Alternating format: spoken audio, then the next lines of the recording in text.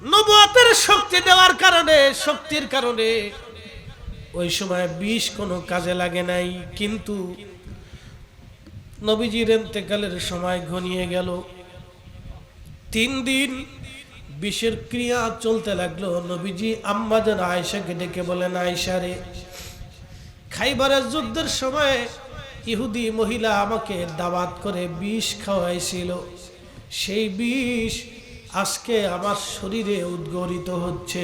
বিষের যন্ত্রণায় আমার শরীরে বড় ব্যথা লাগতেছে, কষ্ট হচ্ছে। আয়েশা, আয়েশা রে, সময় আমার ঘনিয়ে গেছে, বিদায়ের পালা এসে গেছে, সময় আমার শেষ। আয়েশা, আমার ফাতেমারে আমার কাছে ডাকো, আমি আমার কলিজার টুকরা মেয়ে ফাতেমার সাথে কথা বলতে চাই। যদি কোনোদিন মদিনাতুল মুনাওয়ারাতে যান, তাহলে আপনি যাবেন 7 নম্বর গেট বাবু সালাম বরাবর। সোজাসুজি 2, 3, 4, 5 মিনিট হাঁটলে একটা মসজিদ পাবেন। মসজিদের নাম মসজিদে আলী। মসজিদে আলীর পাশে 1 মিনিট হাঁটলে আরেকটা মসজিদ পাবেন, মসজিদ আবু বকর। মসজিদ আবু বকর থেকে 1 মিনিট হেঁটে আসলে আরেকটা মসজিদ পাবেন, মসজিদে গামামা। একই জায়গা 3টা মসজিদ। 2টা মসজিদ নবীর জমানায় হলো, একটা মসজিদ নবীর জমানায় হয় নাই।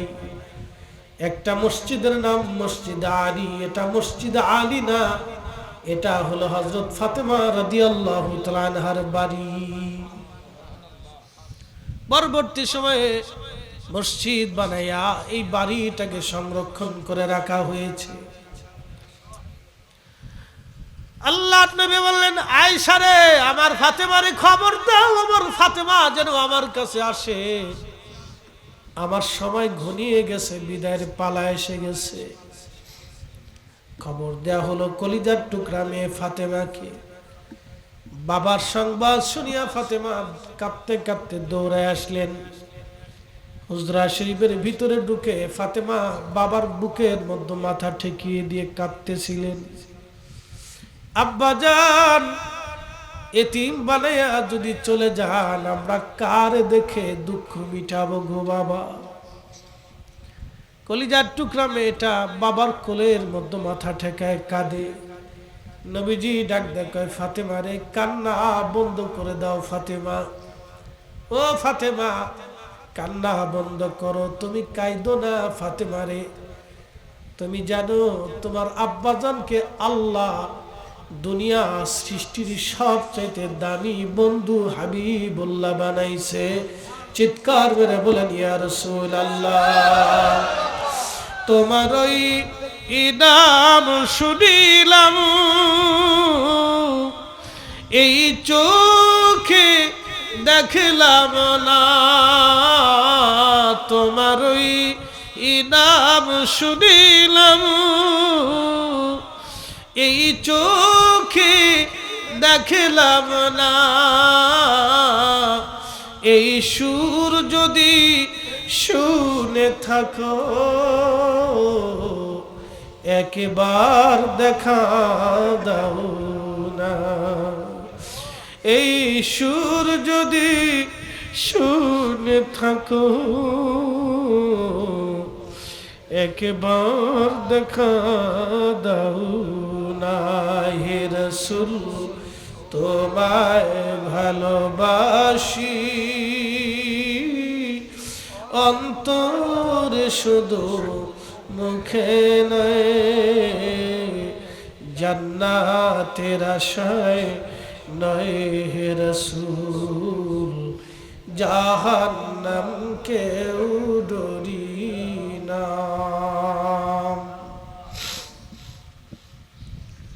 ফাতেমা রে, কান্না বন্ধ করো। ফাতেমা, আল্লাহ আমরা রে আহলুল বায়াত বানিয়েছে। আহলে বায়াত বলে আল্লাহ আমরা রে ঘোষণা দিয়েছে রে ফাতেমা। ফাতেমা রে, কান্না বন্ধ করো। ফাতেমা, তোমার আব্বাকে আল্লাহ সাইয়্যিদুল কাউনাইন ওয়াস সাকালাইন বানিয়েছে। তামাম সৃষ্টির সাইয়্যিদ তোমার আব্বাকে আল্লাহ বানিয়েছে, যেই মর্তবার কোন নবী রাসূলকে আল্লাহ দেয় নাই, যে মর্তবা আল্লাহ আমাকে দিয়েছে রে ফাতেমা। ফাতেমা কান্না বন্ধ করে দাও, আর কাঁদবা না। তারপরেও ফাতেমা কান্না বন্ধ করে না। ইমাম আবু নুঈম রাহিমাহুল্লাহ কিতাবুল ফিতানের মধ্যে তিনি লিখতেছেন, তখনও ফাতেমা রাদিয়াল্লাহু আনহা কান্না বন্ধ করেন না। নবীজি বললেন, ফাতেমা রে কান্না বন্ধ করো, আল্লাহ আমাদের পরিবারকে শহীদ বলে ঘোষণা দিয়েছেন। আল্লাহ আমার পুরো পরিবারটাকে শহীদ বানিয়েছে। ফাতেমা রে, আমার চাচা আমির হামজা উহুদের ময়দানে শহীদ হয়েছিল। আমার চাচার কলিজা বের করে হিন্দা চিবিয়ে চিবিয়ে খেয়েছিল, আর আমার চাচার চোখ নাক কান হাত পা গুলি কেটে কেটে খণ্ড বিখণ্ড করেছিল। ফাতেমা রে, আমার চাচা জানকে আমার আল্লাহ সাইয়্যিদুশ শুহাদা বানিয়েছে। পৃথিবীর মধ্যে সৃষ্টির ভিতরে যত মানব জাতি আল্লাহর পথে জীবন দিতে যাইয়া শহীদ হয়ে যাবে, আল্লাহ কিয়ামতের ময়দানে সব শহীদরা আমার চাচা আমির হামজার পিছনে দাঁড়িয়ে যাবে। আমার চাচা জান হলো শহীদদের সর্দার। চিৎকার মেরে জোরে বলেন আল্লাহু আকবার। ফাতেমা শহীদদের সর্দার আল্লাহ আমার পরিবারের মধ্যে দিয়েছে। তারপরে ফাতেমা কান্না বন্ধ করে না। নবীজি বললেন, ফাতেমা রে, আমার স্বাস্থ্য ভাই জাফর মুতার যুদ্ধের ময়দানে যাইয়া কালেমার পতাকা জমিনে পড়তে দেয় নাই। আমার জাফর কালেমার পতাকা কামড়ে ধরে ওই ময়দানে শহীদ হয়েছিল। কাফেররা দুইটা হাত আমার জাফরের কেটে ফেলে দিয়েছিল। দুই হাতের বদৌলতে আমার জাফরের দুইটা জান্নাতি পাখা আল্লাহ বানিয়ে দিয়েছে। আমার জাফর জান্নাতের পাখি। আমার জাফর ছাড়া এই মর্যাদা আল্লাহর কাউরে দেয় নাই। আমার জাফর জান্নাতের পাখি। আমার জাফরকে আল্লাহ দুইটা পাখা বানিয়ে দিয়েছে। 8টা জান্নাতের যেখানে খুশি সেখানে উড়ে উড়ে ঘুরে ঘুরে বেড়ায় আমার জাফর। আমার জাফর ছাড়া, আমার স্বাস্থ্য ভাইকে ছাড়া এই মর্যাদা আল্লাহর কাউকে দেয় নাই। একবার জোরে বলা যাবে কি ইয়া রাসূলুল্লাহ? বুঝেন, চাচা শহীদ, স্বাস্থ্য ভাই শহীদ, ভালো করে বুঝেন। চাচা শহীদ, স্বাস্থ্য ভাই শহীদ। নিজে খন্দকের খাইবরের যুদ্ধে বিষ প্রয়োগ করা হলো। সেই বিষের ক্রিয়া নবীর ইন্তেকালের সময় লেগে গেল। আয়েশা রে, ওই বিষের ক্রিয়া আমাকে কষ্ট দিচ্ছে। ওই বিষ আজকে আমাকে আল্লাহর কাছে পৌঁছাই দিবে। ইমাম সুয়ুতি বললেন, বিষের ক্রিয়ায় নবীজি ইন্তেকাল করেছেন বিদায় নবীজি শহীদ, কারণ এক কাফের ইহুদি নবীকে বিষ প্রয়োগে হত্যা করেছে। এই জন্য আমার নবী শহীদ, আমার নবী শহীদ, আমার নবী শহীদ। জোরে বলা যাবে কি আল্লাহু আকবার?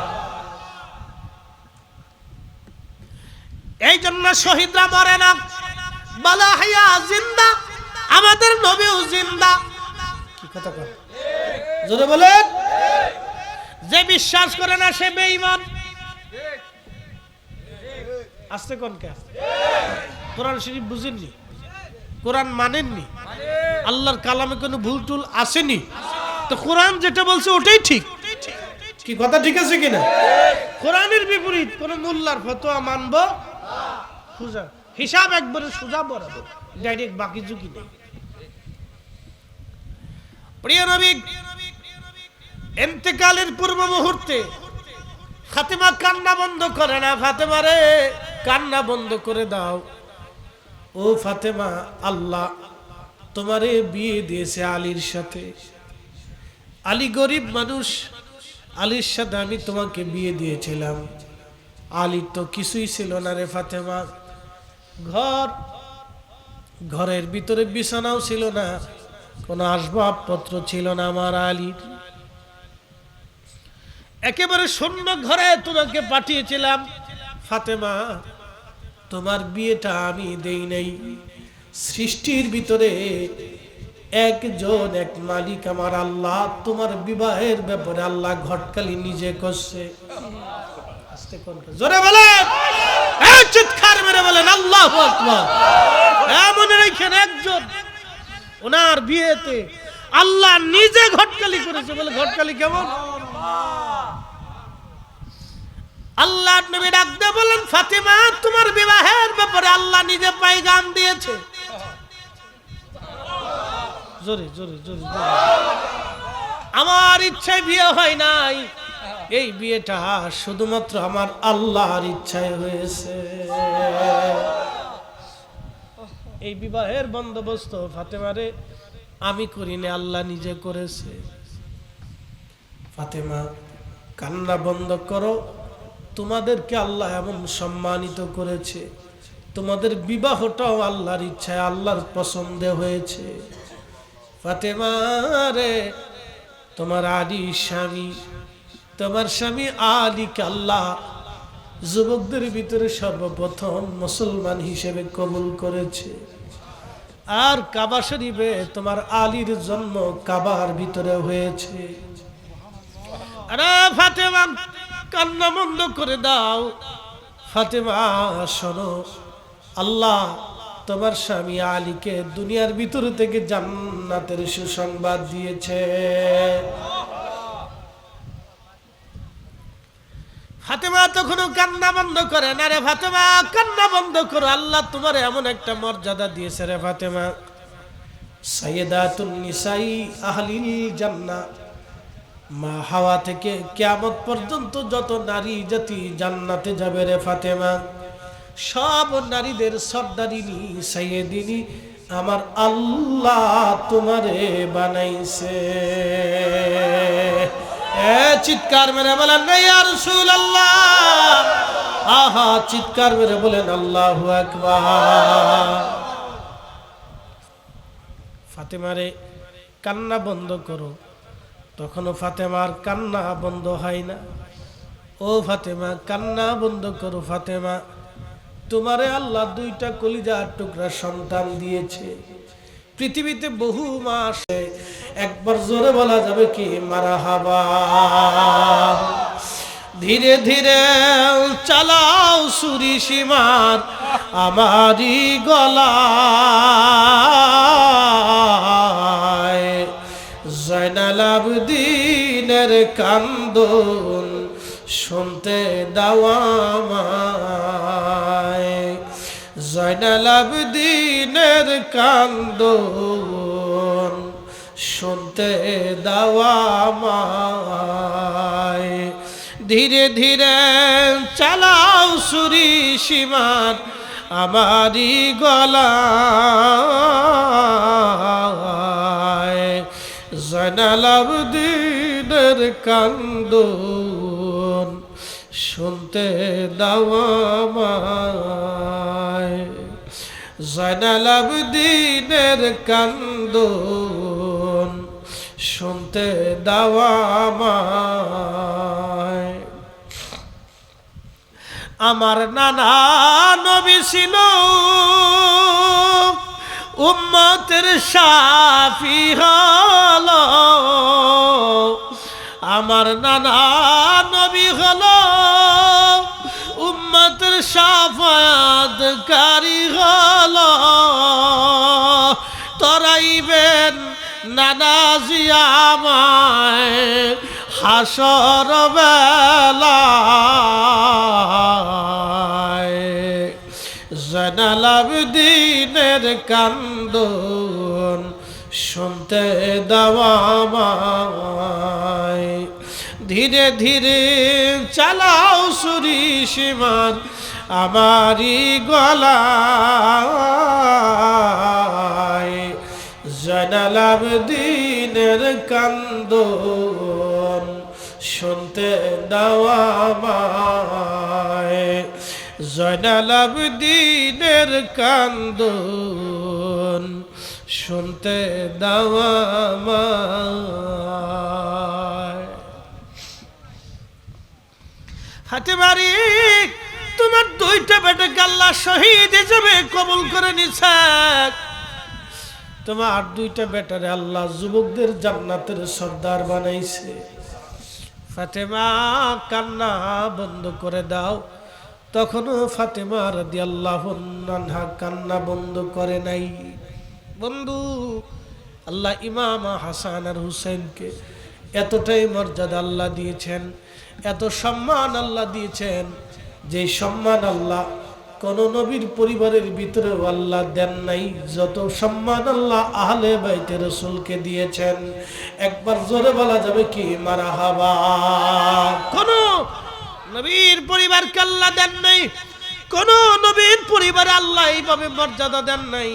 আল্লাহর নবী বলতেছে, ফাতেমারে আমার পরিবারের সাইয়্যিদুশ শুহাদা আল্লাহ দিয়েছেন, আমার পরিবারের রেসালাতের সর্দার আল্লাহ দিয়েছেন, আমার বংশটাকে আল্লাহ শ্রেষ্ঠ বংশ বানিয়েছেন, আমার পরিবারকে আল্লাহ শ্রেষ্ঠ পরিবার বানিয়েছেন, আমার পরিবারকে আল্লাহ শহীদ হিসেবে কবুল করে নিয়েছেন, আমার স্বাস্থ্য ভাই জাফরকে আল্লাহ জান্নাতের পাখা বানায় দিয়েছেন, 8টা জান্নাতের যেখানে খুশি সেইখানে ঘুরে বেড়ার তৌফিক দিয়েছেন। ফাতেমারে তোমার বিয়েটা আল্লাহ নিজের ইচ্ছায় নিজের পছন্দে, তোমার স্বামী আল্লাহ নিজে পছন্দ করে তোমাকে বিয়ে দিয়েছেন। তোমার স্বামী আলীকে আল্লাহ পবিত্র বানাইয়া আরে ফাতেমা জান্নাতের সুসংবাদ দিয়েছেন।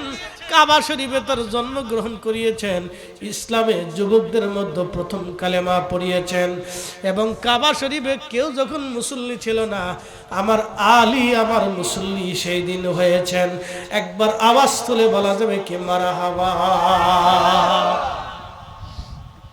ফাতেমা কান্না বন্ধ করো, তোমারে আল্লাহ তোমার পরিবারকে আল্লাহ এত মর্যাদা দিছে, তুমি কান্না করিও না, তুমি কান্না বন্ধ করো। তখনও কান্না বন্ধ করে না।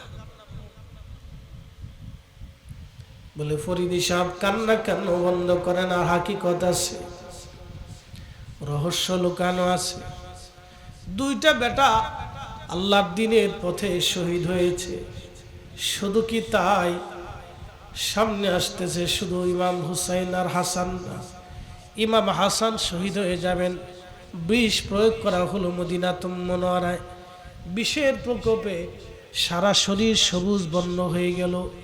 নানার চেহারা পেয়েছিলেন ইমাম হাসান, ইমাম হাসান পেয়েছিলেন নানার চেহারা, ইমাম হুসাইন রাদিয়াল্লাহু আনহু আংশিক চেহারা পেয়েছিলেন। কিন্তু ইমাম হুসাইনের আরেকটা সন্তান ছিল আলী আকবর, তিনি পুরাটাই নবীজির চেহারা পেয়েছিলেন। আহা, তিনিও কারবালার ময়দানে শহীদ হয়েছেন। ইমাম হাসানও কারবালায় শহীদ হয়েছেন। বিষ প্রয়োগ করা হলো।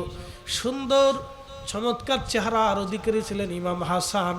মদিনা দিয়ে যখন হাঁটতেন তখন সাহাবীরা নবী দেখার বাসনা ইমাম হাসানকে দেখে মিটাই নিতেন। নবীজির চেহারা পেয়েছিলেন নাতি দৌহিত্র ইমাম হাসান। সুন্দর চেহারা সবুজ বর্ণ আকার ধারণ করলো। ইমাম হাসান ডাক দেখায়, ভাইরা রে, আমার ছোট ভাই ইমাম হুসাইনকে ডাকো, জীবনের শেষ ওসিয়ত আমার হুসাইনের সাথে করে যাব। ইমাম হুসাইনকে খবর দেওয়া হলো। ভাইরে এই সংবাদ শোনার পরে ইমাম হুসাইন দ্রুত গতিতে ঘোড়া দাবড়ায় আসলেন। ভাইয়ের বুকের মধ্যে মাথা ঠেকা কাঁদতেছিলেন। ভাইজান, আপনাকে কে বিষ প্রয়োগ করিয়েছে? একটা বার আপনি তার নাম বলে যান আমাকে। আল্লাহর কসম করে বলি, এই দুনিয়াতে আমি তার ফয়সালা করে দিব। ইমাম হাসান ডাক দেখলে কলিজার টুকরা, ভাইরে বিদায় নিচ্ছি আমি, ভাইরে আমার, আমি বিদায় নিয়ে যাচ্ছি রে ভাই আমার। মদিনার অলি গলি দিয়ে দুই ভাই একসাথে নানার সাথে ঘুরছি, দুইজন একসাথে নানার দরজায় বেড়াইছি, নানার কোলে কাঁধে পিঠে চড়ে মদিনার অলি গলি ঘুরছি। ক্ষুধার্ত হইলে তৃষ্ণার্ত হলে আমরা কান্না করলে নানাজি হুজরা থেকে দৌড়া এসে আমাদের বাড়ি এসে আমাদের দুই ভাইকে কোলে নিয়ে খাবার খাওয়াইয়া মদিনায় ঘুরাইয়া নানা আমরারে খুশি বানাইতো। ইমাম হুসাইন ভাই আমার বিদায় দাও, দুনিয়াতে আর কোনো দিন দেখা হবে না, বিদায় নিচ্ছি হুসাইন, আর দেখা হবে না দুনিয়ায়। হযরত ইমাম হুসাইন বুকের ভিতরে মাথা ঠেকায়া গুনগুন করে কাঁদে, বলে ভাইজান একটা বার ওই দুশমনের নাম বলে দিয়ে যান। ইমাম হাসান ডাক দে কয়, ভাই রে, ওই দুশমনের নাম আমি জানি, কে আমার বিস্মান করিয়েছে। আমি নাম বলবো না, আমি দুনিয়ার জমিনেই ফয়সালা নিতে চাই না। এই ফয়সালাটা হাসরের ময়দানে সমস্ত নবী এবং রসুলদের সামনে, কোটি কোটি উম্মতের সামনে, আমার নানাজির সামনে, কিয়ামতের ময়দানে আমার আল্লাহ থেকে এই ফয়সালা আমি নিতে চাই। তবে ভাইরে ওসিয়ত করে যাচ্ছি, তোমার সকিনার সাথে আমার আলী আমার কাসেমের বিয়ে পড়াইবা, তোমার সকিনার সাথে আমার কাসেমের বিয়ে দিবা। তোমার কলিজার টুকরা সকিনারে আমার ঘরের পুত্র বধূ হিসেবে আমি দেখতে চেয়েছিলাম, আমার মা কলিজার টুকরা সকিনারে আমার পুত্র বধূ বানাইবা। আমার কাসেমের সাথে তোমার সকিনার বিয়ে দিয়ে দেবার।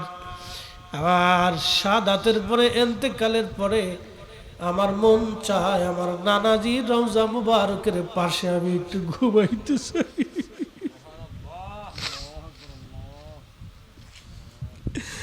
আমার মন চায় আমি নানার কদমের পাশে ঘুমাইব, আমার কবরটা যেন আমার নানা রওজার পাশে দেয়া হয়। আমি জানি নানা রওজার পাশে খবর খুঁজতে গেলে একদল মানুষ বাধা দিবে, আমাকে আমার নানা রওজা মুবারকের পাশে দাফন করতে দিতে চাবে না। তবে হুসাইন রে, যদি ওই সময় তারা বাধা দেয়, তাহলে তুমি এই জমিনে রক্তপাত করিও না, যুদ্ধ করিও না, কারণ এই জমিনে আমার নানা রাহমাতুল লিল আলামিন ঘুমাইছে। আমি চাই না আমার কারণে নানার পবিত্র ভূমি রক্তে রঞ্চিত হোক, এই জমিনে যুদ্ধ বিগ্রহ হোক, আমি চাই না, কারণ এই জমিন আল্লাহ আমার নানা হারাম ঘোষণা দিয়ে গেছে। যদি একান্তই নানাজি রওজা মুবারকের পাশে আমাকে দাফন করতে দেওয়া না হয়, তাহলে আমার মা সাইয়্যিদাতুন নিসাই আহলিল জান্নাহ, আমার মায়ের রওজা মুবারকের পাশে আমার দাফন করিও। জান্নাতুল বাকিতে আজো ফাতেমা রাদিয়াল্লাহু আনহার কাছেই সন্তান ইমাম হাসান ঘুমিয়ে আছে। মার ছেলে দুইজন জান্নাতুল বাকিতে একসাথে ঘুমানো আছে। ঠিকই তো তাই, ইমাম হাসান শহীদ হয়ে যাওয়ার পরে ইমাম হুসাইন সাহাবীদেরকে নিয়ে, লোকজন নিয়ে চলে গেলেন নবীজি রওজা মুবারকের পাশেই কবর খনন করার জন্য। ঠিক মারওয়ান ইবনে হাকাম লোক লস্কর নিয়ে এসে, উমাইয়াদেরকে নিয়ে এসে ওইখানে তারা অস্ত্র শস্ত্র নিয়ে বাধা দিল। তারা বলল, হুসাইনকে হাসানকে এইখানে কবর দেওয়া যাবে না, যদি কবর দিতে হয় তাহলে আমাদের লাশের উপর দিয়ে ইমাম হাসানকে কবর দিতে হবে।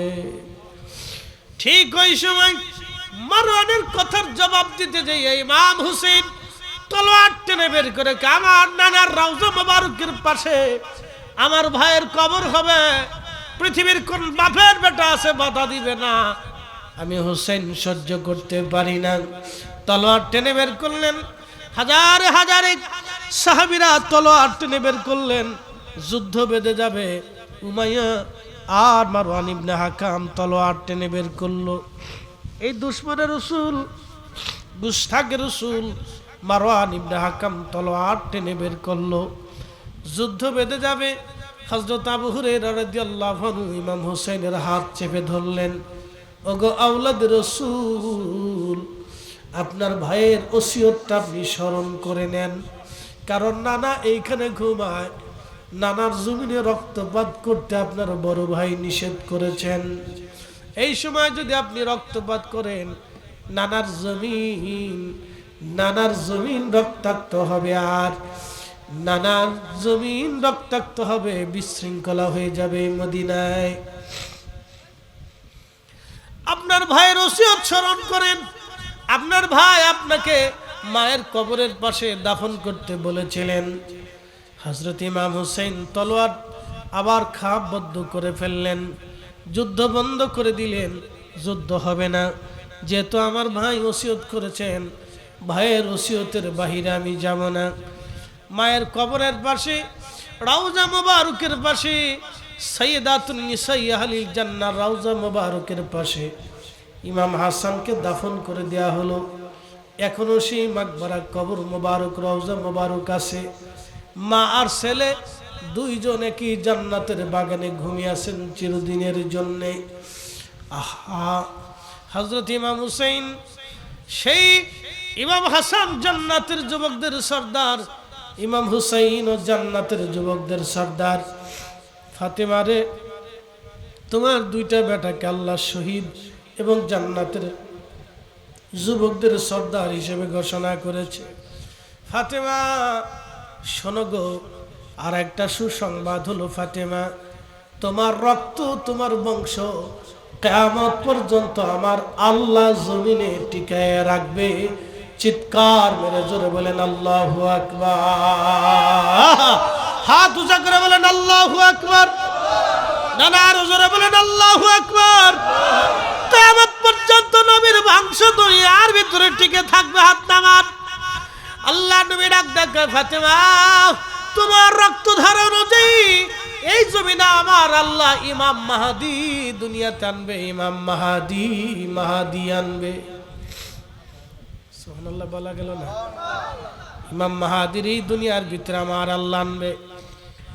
আমি যেইভাবে খোদার জমিনে খোদার দিন প্রতিষ্ঠিত করেছি, আমার মাহাদি এই জমিনে ওইভাবে আল্লাহর দিন কায়েম করবে। আমার মাহাদি নাম হবে মুহাম্মদ, বাবার নাম আব্দুল্লাহ হবে, কিন্তু পরিচয় হবে ইমাম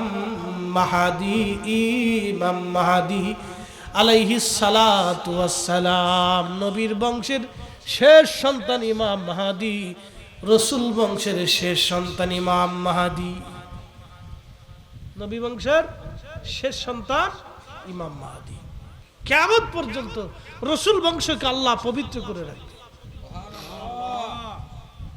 ইমাম মাহাদি আরবের মরুভূমির ভিতরে বসবাস করবে। দুনিয়ার গতানুগতিক এই অর্থনৈতিক ব্যবস্থা থেকে একবারে রসুল পাকের অরিজিনাল নসল যেটা, এটাকে আল্লাহ পবিত্র রাখবে। মনে রাখবেন, ইমাম মাহাদি দুনিয়াতে আসবে, কিন্তু কেউ জানবে না। 40 বছর তিনি উট, দুম্বা, ভেড়া, বকরি চড়াবে। দুনিয়ার কোন প্রতিষ্ঠান, বিদ্যালয় থেকে একটা অক্ষর তিনি শিখবেন না। 40 বছর যেই দিন শেষ হবে ইমাম মাহাদির, ওই দিনে রাত আসবে। রাত আসার সাথে আমার আল্লাহ ইমাম মাহাদির কালবে এক রজনীতে একসাথে আমার আল্লাহর আসমান থেকে নূরের তাজাল্লি দিয়া ইমাম মাহাদির কালবে আল্লাহ এলেম ঢুকিয়ে দিবেন। দুনিয়ার সব বিদ্যা আল্লাহ তার কালবের ভিতরে ঢুকায় দিবেন। ইমাম মাহাদি এক রাতে বিদ্বান হবে। নবীর শেষ বংশ যদি এক রাতে এত বড় এলেমের অধিকারী হয়, তাহলে বুঝেন আমার রসুলের এলেম কত ছিল। আমার নবীর এলেম নিয়ে যারা প্রশ্ন তোলে, আমার নবীর এলম নিয়ে যারা প্রশ্ন তোলে, এরাই জমানার শয়তান। বুঝে না?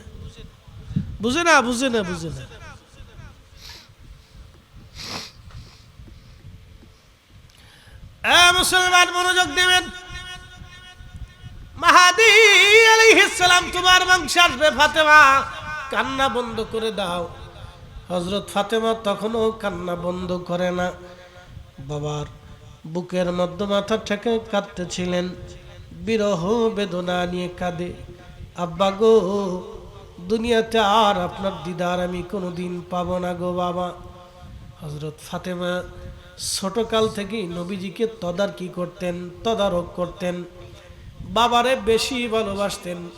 বাবা কখন খাইলো, কখন খাইলো না, কি করলো না করলো, সবসময়ের জন্য ফাতেমা বাবার খোঁজ খবর রাখতেন। খোদায় যুদ্ধে জিহাদে ময়দানে সবসময় বাবার খোঁজ খবর অল টাইম রাখতেন। আর নবীজি কোথার থেকে সফর থেকে ফিরে আসার পরে হযরত ফাতেমার বাড়ি সবার আগে যাইতেন, আগে ফাতেমার খোঁজ নিতেন। আমার ফাতেমা খাইছে কিনা, ফাতেমার ঘরে খাবার আছে কিনা, আমার হাসান আর হুসাইন কেমন আছে। যেই নবী হাসান আর হুসাইনকে সবার আগে খোঁজ নিতেন, ওই হাসান হুসাইন ইয়াজিদের বিরুদ্ধে যুদ্ধ করে গেছে। অতএব হাসান হুসাইন রাদিয়াল্লাহু আনহু ইয়াজিদের বিরুদ্ধে জিহাদ করেছে, যুদ্ধ করেছে। দুনিয়ার কারো দলিল আমাদের লাগবে না, আমাদের একটা দলিল তিনি হুসাইন। হুসাইন যেহেতু ইয়াজিদের বিরুদ্ধে যুদ্ধ করেছে, আমরা যতদিন বেঁচে থাকবো ইয়াজিদি প্রেতাত্মাদের সাথে আমরাও জিহাদ করে যাব। কথা বলেন ঠিক কিনা? আমাদের আর কোনো দলিল লাগবে না, দলিলের দরকার কি? হুসাইন আমাদের দলিল। নতুন করে যে যত যুক্তি তর্ক দিয়ে কোরআন হাদিস দিয়ে বুঝাইতেছে ইয়াজিদ বালা ছিল, ওর কপালে ঝাঁটুর বাড়ি। এই কি কথা বলে যেটা বলেন। বাংলাদেশে বহু মানুষের জন্ম হয় না? পতিতারের সন্তান জন্ম দেয় না? কি বৈধ না অবৈধ? আসতে কোন কে জোরে বলে অবৈধ। বাবাবিহীন যে সন্তান জন্ম হলো পতিতার ঘরে, সেটা অবৈধ। তো ঠিক ইয়াজিদের পক্ষ অবলম্বন করে এই সময়ে বর্তমান টাইমে যারা প্রোপাগান্ডা ছড়াইতে চায়, ওইগুলো একই রকম অবৈধ। হিসাবে মিলছেনি আপনাদের? হিসাব সোজাসুজি, খুব মনোযোগ দেন।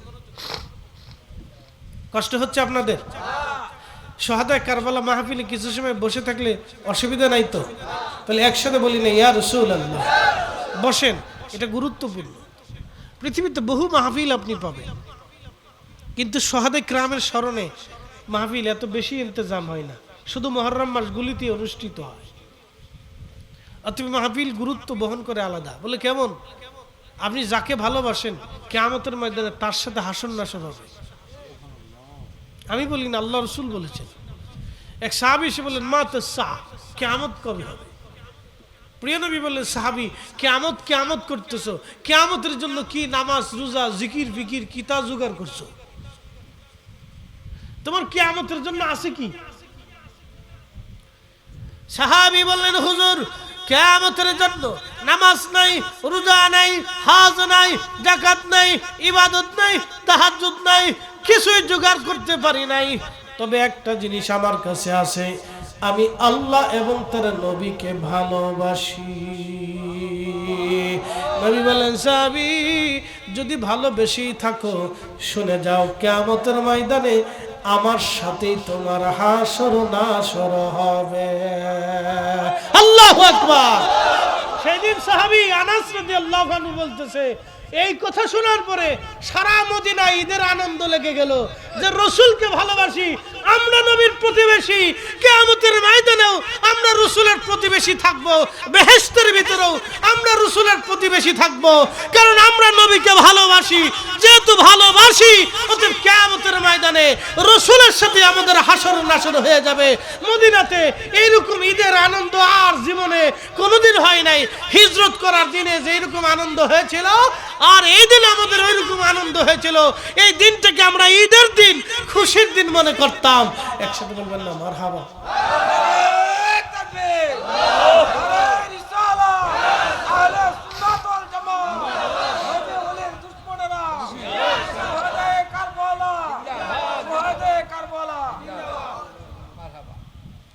প্রিয় উপস্থিতি, তো ফাতেমা রাদিয়াল্লাহু আনহা কান্না বন্ধ করতেছে না।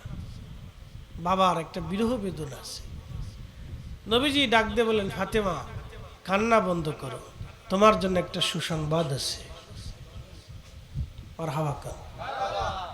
এত সুসংবাদ দিছে, কান্না বন্ধ হয়নি। এখন তোমার জন্য একটা স্পেশাল সুসংবাদ আছে। ফাতেমারে কান্না বন্ধ করে দাও, আমার ইন্তেকালের পরে, ভালো করে বুঝে নেন, আমার ইন্তেকালের পরে শোনেন, যারা কেন নবী গায়েব জানে না, ভালো করে শুনে যান। আমার ইন্তেকালের পরে আমার পরিবারের ভিতরে সবার আগে তুমি ইন্তেকাল করবা। জোরে জোরে জোরে জোরে। ওমা তাদরি নাফসুম বিআইয়ি আরদিন তামুত। কোথায় কোন জায়গায় কবে কখন মানুষ মারা যাবে আল্লাহ ছাড়া কেউ জানে না। কিন্তু নবী বলে দিলেন, ফাতেমা রে, আমার ইন্তেকালের পরে সবার আগে আমার পরিবারের মধ্যে তুমি ইন্তেকাল করবে। আর ওই সময় বাবার সাথে জান্নাতে মা বাবার বেটি, বাবা মেয়ে দুইজনে জান্নাতে দেখা হবে। ফাতেমা রে, একই জান্নাতে বাবা মেয়ে একসাথে বসবাস করব।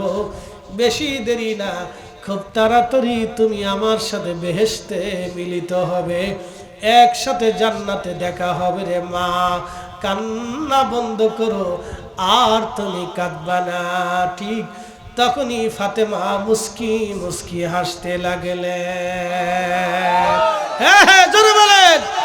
তোমার ওই পাওয়ার আশায় মন ছুটে যায় মদিনায়। তোমার ওই পাওয়ার আশায়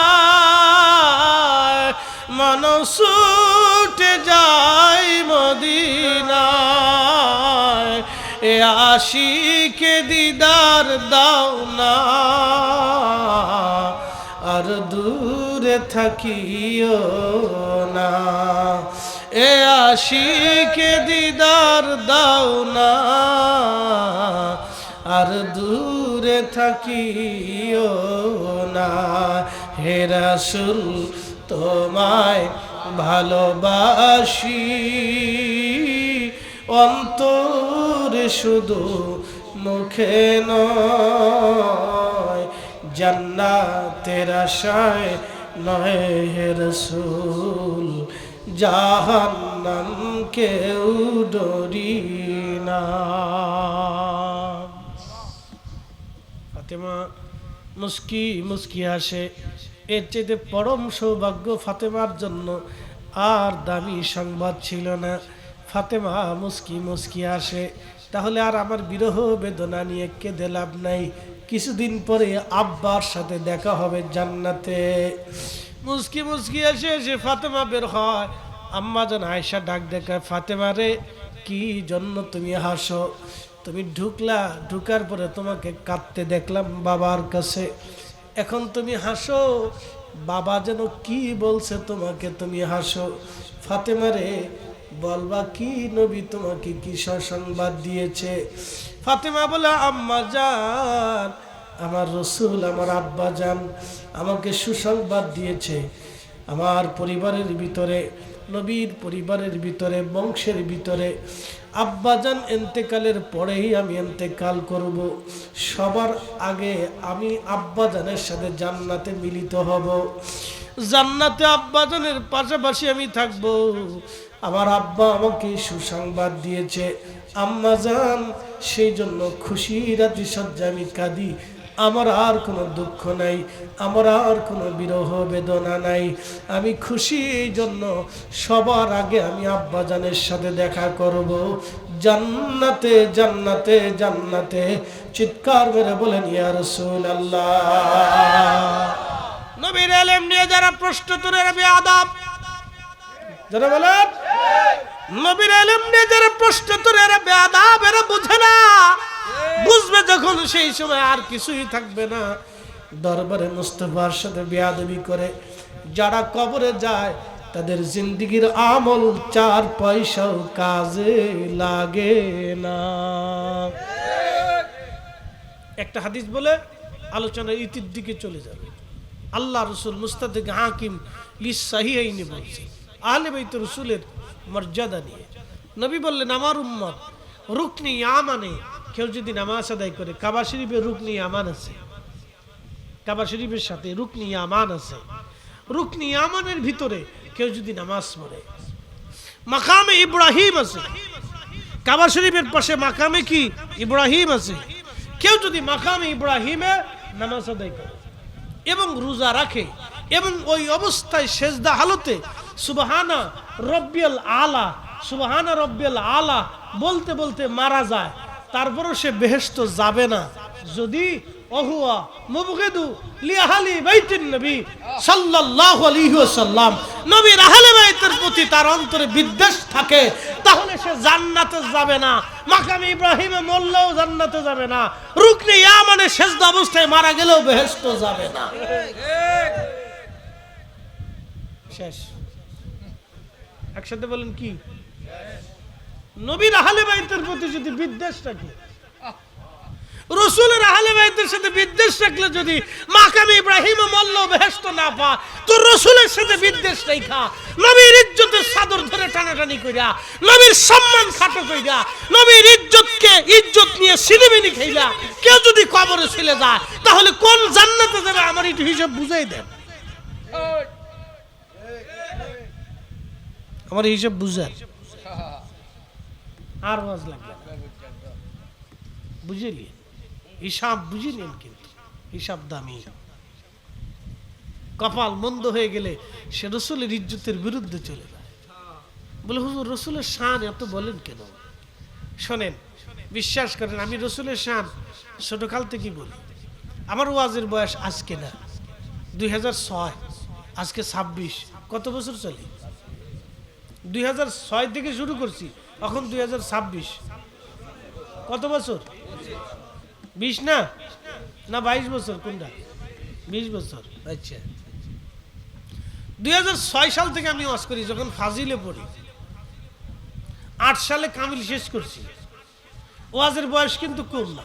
এখানে অনেকেই আছে যে আমার ওয়াজের বয়স যত, ওর জীবনের বয়সও তত হয়েছে না, কিন্তু আমার দেখলে মনে হবে না যে আমি এত বছর ধরে ওয়াজ করি। বুঝতে পারছেন? উত্তর, দক্ষিণ, পূর্ব, পশ্চিম বাংলাদেশের এমন কোনো জেলা নাই যেখানে না গেছে। বাংলাদেশের সুন্নি হুজুররা যে সমস্ত অঞ্চলে জীবনে কোনোদিন ওয়াজ করে নাই, আমি সেই অঞ্চলে সুন্নিয়তের ওয়াজ করি। মনে রেখেন, যে যত ডাব চরুক আর লাভ চরুক আমার কাছে কিছু না। আমি এমন এমন স্থানে সম্মুখীন হয়েছি, এগুলো যদি আজকে ভিডিও থাকতো তাহলে মানুষ জানতো যে আমি কিতা করছি আর কোন বিপদের সম্মুখীন হয়েছি, কি সমস্ত কঠিন কঠিন পরিস্থিতির ভিতর থেকে ওয়াজ করে আসছি। মনে রেখেন, 2006 সাল থেকে 2026, 20 বছর ধরে ওয়াজ করি। এটা আল্লাহর মেহেরবানি। আমার স্টুডেন্ট লাইফ থেকে আমি বয়ান করি, ওই সময় থেকে আমি মাহফিল করি। জীবনে যত মাহফিল ফ্রি করছি, আসা যাওয়ার হাদিয়াই করছি, কম হাদিয়াই করছি, ইচ্ছা মাফিক হাদিয়াই করছি, তত মাহফিল অনেকেও আছে যারা আমার সমালোচনা করে, তারা অত মাহফিলের জীবনে বসেও নেই, তত মাহফিলে বসেও নেই। চ্যালেঞ্জ করে বলতে পারি, তত মাহফিলে সে বসেও নেই। ওয়াজ শোনা তো দূরে, তত মাহফিলে সে হাজিরাও দেয় নাই। তার এই 20 বছরে হাজিরা হয় নাই। আমি 20 বছরে যত মাহফিল কম টাকায়, অল্প টাকায়, ফ্রি টাকায় হাদিয়া করে মাহফিল করে দিছি। শুধু আসা যাওয়ার হাদিয়া, শুধু ঐশ্বিক হাদিয়াতে সন্তুষ্ট হয়ে যত মাহফিল আমি করে দিছি, তত মাহফিলে যারা সমালোচনা করে তারা বসেও নেই। ফেসবুকে বহুত কিছু লেখা যায়, কিন্তু কাজের বেলায় ঠন ঠন বাবা। হ্যাঁ, তাহলে হাত দিয়ে দেখেন কে? আপনাদের অঞ্চলে এই কয়েক বছর ধরে আছি, সর্বোচ্চ 8-10 বছর ধরে আসি। তার আগে আপনাদের অঞ্চলে আসতাম, তার আগে 10 বছর আমি দক্ষিণ উত্তর দক্ষিণ দিয়ে করে বেড়েছি ওয়াজ। উত্তর দক্ষিণের এমন কোনো জেলা নাই যে জেলায় আমি না গেছি মাহফিল করতে। এখনো তারা আফসোস করে, হুজুর আপনি আসেন না, সময় দিতে পারি না। আপনারা খুব চালাক, আগে আগে ফোন দিয়ে টাইম সব লিখে ফেলায়, উত্তরে যাইতে পারি না। আমি যদি শুধু উত্তরে মাহফিল করি তো আপনার এই অঞ্চলে সারা বছর আমি মাহফিল টাইম দিতে পারবো না, আমি টাইম দিতে পারবো না। শুধু উত্তর দক্ষিণে যদি খালি মাহফিল করি, শুধু উত্তর দক্ষিণে শিডিউল দেব, আপনাদের অঞ্চলে আমার একটা মাহফিল করতে হবে না। আল্লাহ সেই তৌফিকই দিচ্ছে, সে এলেও আল্লাহ আমার দিচ্ছে। আমি যে মসজিদে ঢাকাতে জুমা পড়াই, ওই মসজিদে অনেকে খতিবগিরি কেন ইমামতির চাকরিও পাবে না। অন্তত 100 আলেম পরীক্ষা নিয়ে একটা ইমামতির চাকরি দেওয়া হয়, এত সোজা ভাবতেছেন ঢাকার মসজিদে এত হাজার হাজার আলেমের ভিতরে খেতাবতের দায়িত্ব আজকে 7 বছর ধরে একটানা করতেছি। আমার মসজিদের যিনি সেক্রেটারি তবলিগের আমির সাহেব, আমার মসজিদের যিনি সভাপতি চরমনের পীরের ওই মুরিদ, আমার মসজিদের যারা ক্যাশিয়ার আছে তিনি তবলিগের একজন লিডার পারসন, আমার মসজিদে যিনি মুতুল্লি আছেন তিনি শুধু ফুরফুরার মুরিদ, আমার মসজিদের যারা কমিটি আছে তার অধিকাংশই তবলিগ জামাত বিভিন্ন ধরনের চরমনায় কমি মিলাইয়া। আমার মসজিদের 50% এই 100 জন মুসল্লির ভিতরে 80 জন মুসল্লি আছে সব অন্য মনস্ক, মাত্র 10 জন আছে সুন্নি মানা। তাও বিভিন্ন জায়গার থেকে আসে, আমার নাম শুনছে আমি ওখানে পড়ে বিভিন্ন জায়গার থেকে আসে সুড়া মুসল্লি, হিসাব আছে। তো খুব মনোযোগ দিয়েন। কিন্তু তারপর আমি একটা সিদ্ধান্ত নিচ্ছি, আগামী বছরে উত্তর দক্ষিণে 100 সদস্য বিশিষ্ট কেউ যদি কমিটি আমারে দিতে পারে, সোহাদায়ে কারবালার স্মরণে মাহফিল হতে হবে, নাম লিখতে হবে সোহাদায়ে কারবালা মাহফিল। এই ব্যানার যদি কেউ দিতে পারে, 100 সদস্য কমিটি যদি দিতে পারে, তাহলে আগামী বছর আমি ফ্রি মাহফিল করে দেব, এটা আমি নিয়ত করছি। অলরেডি আমার বরিশালে একটা কমিটি হয়ে গেছে, অলরেডি খুলনা উত্তরবঙ্গ কমিটি চলতেছে। মারহাবা কইলেন না আপনারা? মনে হচ্ছেন আপনারা বেজার হয়েছেন নাকি? আপনাদের এদিকে সুযোগ একটু কম দেব, ওইদিকে একটু ধাক্কা দেব, একসাথে করে আল্লাহু আকবার, আল্লাহু আকবার। কারণ এই কমিটি হইলে আমি চাইতেছি যে এটি জিন্দা হোক। মুহররম কমিটি বন্ধ হয়ে গেছে, বাংলাদেশে হাজার হাজার মসজিদ, বিশ্বাস করেন আমার মসজিদ ব্যতীত ঢাকাতে আমার একটা মসজিদ আছে, আমি আগে যেই মসজিদে নামাজ পড়িতাম আমরা দরবারি, সেই মসজিদটা আছে। আরেকটা মসজিদ হয়েছে আহলে বাইত জামে মসজিদ। আমার যে এরিয়ার ভিতরে 3টা মসজিদ সুন্নি। এই 3 মসজিদ ব্যতীত কোন মসজিদে মুহররম মাসে আহলে বাইত রাসূলের আলোচনাই হয় না। এবার বুঝে কোন জায়গা আছেন আপনি, কোন জায়গা আছেন আপনি এবার বুঝলেন। সারা বাংলাদেশে লক্ষ লক্ষ মসজিদ, হাজার হাজার মসজিদে মুহররম মাসে আহলে বাইত রাসূলের আলোচনাই হয় না। আস্তে ঠিক করতে জোরে বলেন। আচ্ছা বলেন তো, ইমাম হুসেইন রাদিয়াল্লাহু আনহু ওই সময় যদি মাথা নত করতেন ইসলাম কি হতো? বলে হাদিসের কিতাব পরিবর্তন হতো। হাদিসের কিতাব কি হতো? ইমাম হুসেইন যখন ইয়াজিদের বর্ষতা নিয়ে ফেলছে তখন হাদিস ভিন্নভাবে লেখা হতো, কোরআনের তাফসীর ভিন্নভাবে আসতো, ফিকহের মাসলা ভিন্নভাবে আসতো। কালেমার কিয়ামত পর্যন্ত উম্মত মিথ্যার সামনে মাথা নত করে পড়ে থাকতো, হক কোন শব্দ থাকতো যা আল হক এই শব্দ থাকতো না, কোরআন এই শব্দটা মিথ্যা হয়ে যেত।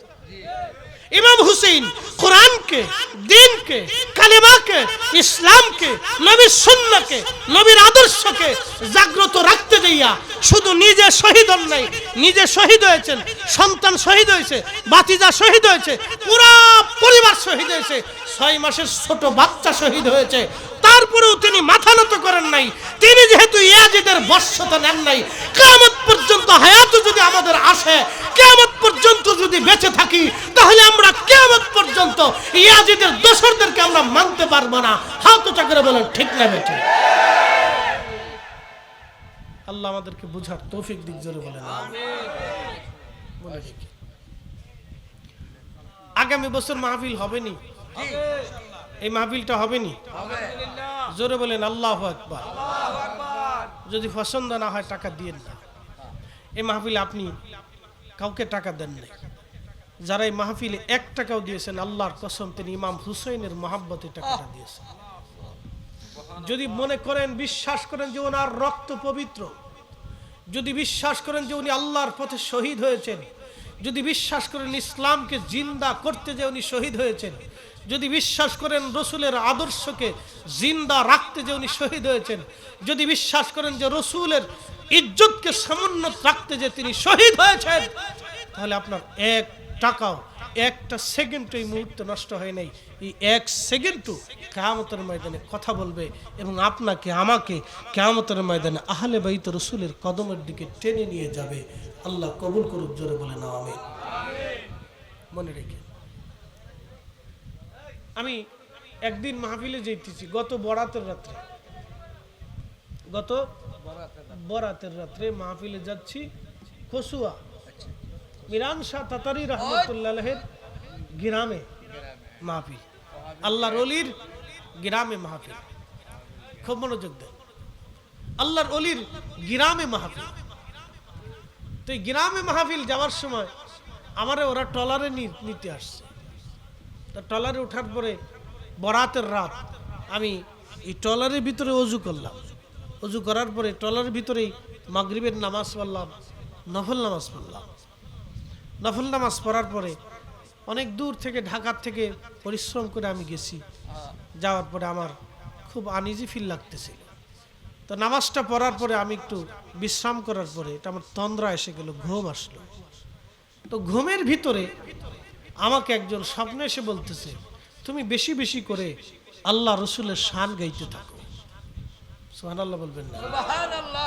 আচ্ছা, এই স্বপ্ন কি শয়তানে দেখায়? এই স্বপ্ন কি শয়তানে দেখায়? শয়তানে কি বলবে যে রসুলের শান গাও? আমাকে স্বপ্নে বলতেছে অধিক পরিমাণে, বরাতের রাত, অধিক পরিমাণে রসুলের শান গাইতে থাকো, রসুলের শান গাইতে থাকো। শোনেন, আপনাদেরকে একটা কথা বলি, আল্লাহর কসম করে বলি, আপনি যাকে ভালোবাসেন তার কথাই বেশি বেশি আসবে। আহলে বাইত রসুলের মহাব্বতে মাহফিলটা যারা করছেন, যতদিন আল্লাহ হায়াত রাখে, আমি যুবকদেরকে অনুরোধ করব, এই মাহফিলটা আপনারা ধরে রাখবেন। এই মাহফিল আপনারা ছেড়ে দিবেন না। যদি মতানৈক্য সৃষ্টি হয় তাহলে নিজেরা আবার বসবেন, বসে হলে মাহফিলটা জিন্দা রাখবেন। বড় আলেম আনতে না পারেন, ছোট এলাকা ভিত্তিক আলেমদেরকে, পীর মাশায়েখদেরকে দিয়ে হলেও মাহফিলটা আপনারা আদায় করবেন। মনে রাখবেন, বছর শেষে একবার হলেও আপনারা সোহাদায়ে কারবালার স্মরণকে, ইয়াদকে মজবুত করে রাখবেন এবং জিন্দা রাখবেন। তাদের স্মরণ বেশি বেশি করে করবেন। আহলে বাইত রাসূল কিয়ামতের ময়দানে নূহ আলাইহিস সালামের কিস্তির মতো, একসাথে বলবেন আল্লাহু আকবার।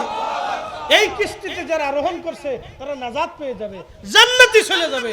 যারা বলেন না ইয়া রাসূলুল্লাহ। এই মাহফিল আগামী বছর কে আছেন বলবেন, হুজুর পোস্টারের খরচাটা আমি দেব। কেউ আসেনি এবছরে? কে দিচ্ছে? এবছর কেউ দেয়নি নাকি? সৌজন্য আগামী বছর পোস্টারের খরচাটা কে দেওয়ার মতো আছেন যে হুজুর পোস্টারের খরচ বাবদ আমি ইনশাল্লাহ এই মাহফিলের সোহাদায়ে কারবালা মাহফিলের খরচটা আমি দেব। পোস্টার একজন আছে, কি কথা ঠিক আছে না? আমরা পাগল ছাগল কয়, যে পাগল ছাগল কি শুরু করছে।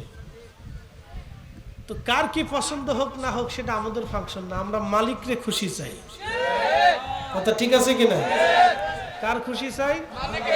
মালিকের খুশি চাই। আমরা আর কারো খুশির দরকার নেই। কে বেজার হলো, কে খুশি হলো, এটা আমাদের ফাংশন না। আমরা সন্তুষ্টি কার? আল্লাহ। তো মালিকের সন্তুষ্টি চাই, যে রব আমাদেরকে সৃষ্টি করে দুনিয়াতে পাঠিয়েছে। প্রশ্ন করি, জবাব দিবেন। আমার বয়স 40-এর উপরে। পীর সাহেব হুজুর কেবলা এখানে বসে আছে, ওনারও আমার থেকে বয়সে বড়। ধরেন 50 বছর আল্লাহ আপনাকে হায়াত দিছে। 50 বছরে দুনিয়ার প্রয়োজনে কত কথা আমরা বলেছি, হিসাব করলে জিকির করছি কত সময়? সামান্য সময়। এরপরে আবার ফতোয়া ঢুকেছি, এই জিকিরের ভিতরে আমরা আঙ্গুল ঢুকেছি। একদল আছে কেন দলবদ্ধভাবে জিকির করা বেদাত। এটাই যে 8 টাকার তারাবি পড়ে বাংলাদেশে আছে না, বুকে হাত বেঁধে নামাজ পড়ে, আসেনি? এটির কাছে তো ইসলাম একবারে ওরা ছাড়া আর দিন কেউ বুঝে না, খালি সহি হাদিস। বুঝতে পারছেন? ইসলামটাকে ল্যাংটা বানানোর বুদ্ধি করছে। আমরা ওদের ইসলাম চাই না, আমরা মদিনার ইসলাম চাই। কথা বলেন ঠিক না বেটা? ইসলাম কি ওরা আনছে না ওলিরা আনছে? জোরে বলেন। এটা সূর্য যেমন উঠলে উদয় হলে সত্য, প্রত্যেকদিন সকালবেলা সূর্য উঠবে সত্য, বিকেলবেলা ডুবে যাবে, এটা যেমন সত্য, তো ঠিক মানুষের হায়াত এবং মৃত্যু যেমন সত্য, এদেশে ওলিরা ইসলাম আনছে তেমন সত্য। কথা বলেন ঠিক কিনা? ওলিদেরটা বাদ দিয়ে আমরা আর কারোটা গ্রহণ করতে, আল্লাহ আমাদেরকে কবুল করুক, বলে না আমিন। আল্লাহর আজকের শাহবাজপুর বন্দেরহাটি যুবক এবং প্রবাসীদের উদ্যোগে সোহাদায়ে কারবালার স্মরণে, কি নাম দেখছেন? সোহাদায়ে, একসাথে বলুন সোহাদায়ে। এই নামটার ওজন কত? তাম সৃষ্টি এক পাশে, সোহাদা আরেক পাশে। তাম সৃষ্টিকে এক পাল্লায় দিলেও ওনাদের জুতা মুবারকের ওজনের সমান হবে। হিসাব করে নিয়ে, তো নামটা খুব দামি, সোহাদায়ে কারবালার স্মরণে। ওনাদের স্মরণকে জিন্দা রাখার জন্য আমার এই তরুণ ভাইগুলি আজকে একটা প্রোগ্রাম সাজাইছে। ওনাদের মর্তবা যত দামি, আজকের মাহফিলটাও ওইরকম দামি। একসাথে বলবেন আল্লাহু আকবার। ওনাদের মর্তবা যেমন দামি, মাহফিলটাও কি দামি, কারণ দামি মানুষের দামি স্মরণ। কি কথা ঠিক আছে কিনা? দামি মানুষদের দামি স্মরণ, অতএব প্রোগ্রাম অত্যন্ত দামি। যারা আসছেন শুকরিয়া আদায় করি সেই রবের আসমানে, যিনি বহু মানুষ থেকে জুদা করে, বিভিন্ন দুনিয়ার কাজকর্ম থেকে আলাদা করে, ঘর বাড়ি থেকে বের করে আল্লাহ তার রসুলের, আহলে বাইতের রসুল নবীর কলিজা টুকরাদের স্মরণে, তিনাদের ইয়াদে, তিনাদের মহাব্বতে, ভালোবাসায় আল্লাহ আমাদেরকে তার মাহফিলে আসার সুযোগ করে দিয়েছেন। আওয়াজ তুলে একসাথে শুকরিয়া আদায় করে বলি আলহামদুলিল্লাহ।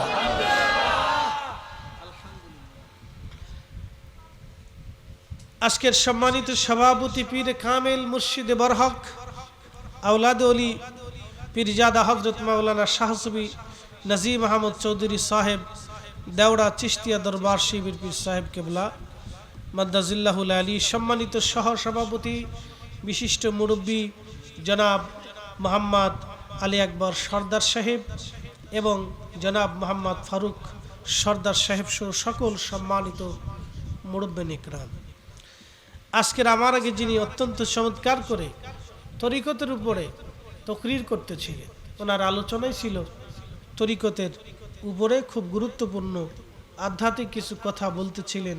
প্রিয় ভাই পীরে তরিকত হজরত মাওলানা সাদিরুল ইসলাম জিহাদি সাহেব, গাউসিয়া সাইদিয়া রেজবিয়া দরবার শরীফ সরাই, হাফেজ কারি সাদিকুল ইসলাম আর সাইদ সাহেব, সকল সম্মানিত আলোচক বৃন্দ, এই আজকের সার্বিক ব্যবস্থাপনায় মোহাম্মদ খলিল ভাই থেকে শুরু করে আমার এই তরুণ একঝাঁক যুবকরা, আশিকে ওলি, আশিকে রসুল এবং আহলে বাইতে প্রেমিক সোহাদায়ে কারবালার গোলামেরা আজকের এই সুন্দর প্রোগ্রাম মাহফিলে ইন্তজাম করেছেন।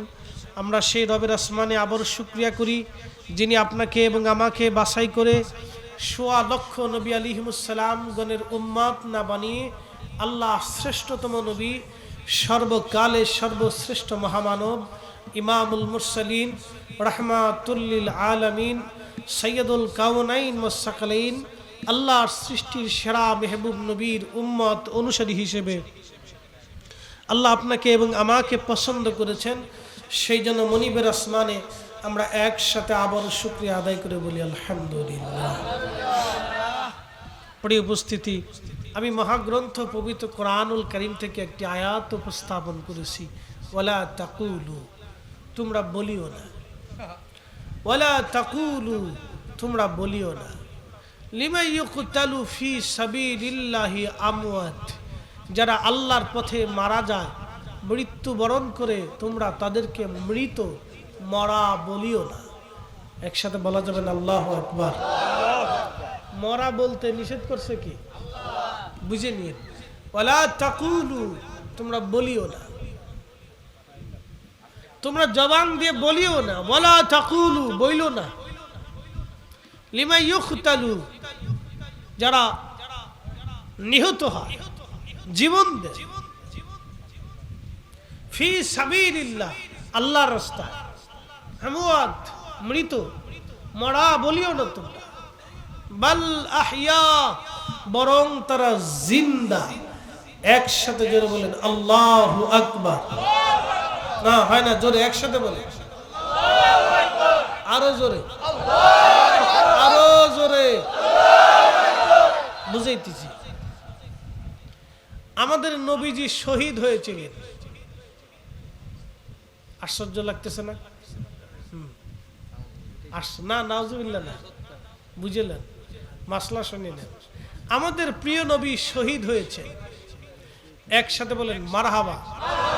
আমি ব্যাখ্যা দিচ্ছি, আমার ব্যাখ্যা না, নিজের ব্যাখ্যা দেওয়া যায় না। কোরআন হাদিসের নিজস্ব ব্যাখ্যা দিলে বিপদ আছে। আমি এমন একজন মুস্তাহিদ ইমামের ব্যাখ্যা দিব যিনি 70 বার আমার নবীর সাথে জিয়ারত হয়ে গেছে, 33 বার রুহানি হালতে জাগ্রত অবস্থায় আল্লাহ রসুলের সাথে জিয়ারত হয়েছে।